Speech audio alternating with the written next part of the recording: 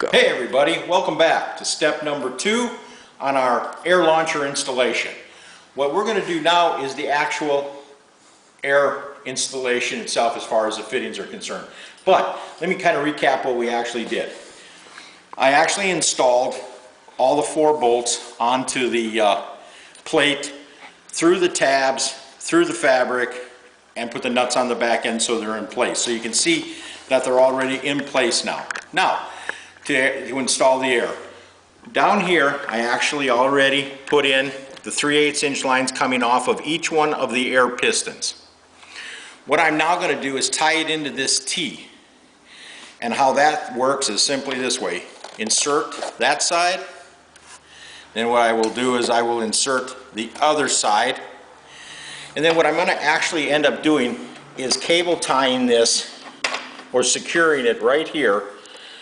And then this tube right here is actually coming from, and in the next segment, or step 3, we'll show you how this air actually works from the inside of the car. But we're going on.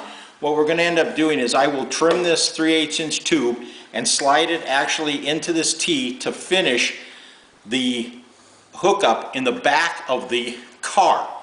But before we go on, I just wanted to make one more comment. Is down over here there is that activator / bleeder, and how this again works is when the air bottle is on and the chutes are in place, everything is tied down, I will actually go here and throw that to on.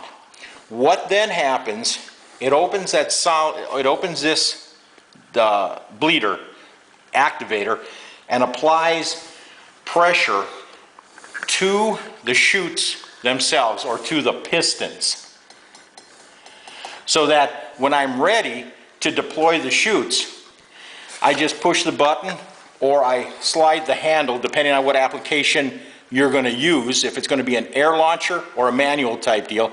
And then as soon as these pull out of the chute itself, the chute will deploy, because this now will push the chute out and force it out of the holder so the chute can deploy. So now, when I'm done with the run, both of these will literally be out in this position with air applied against it. What I'll do is I'll come to this switch and throw it to off, and that will automatically bleed all the air pressure that's in this cylinder out. Once that bleeds out, all I need to do is just push them in, leave that off, because that will only be armed when you're ready for your next run. So that's pretty much the installation as far as the back half of the car is concerned.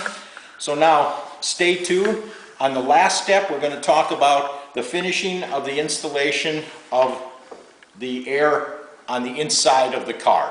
So stay tuned. We'll be back in a minute.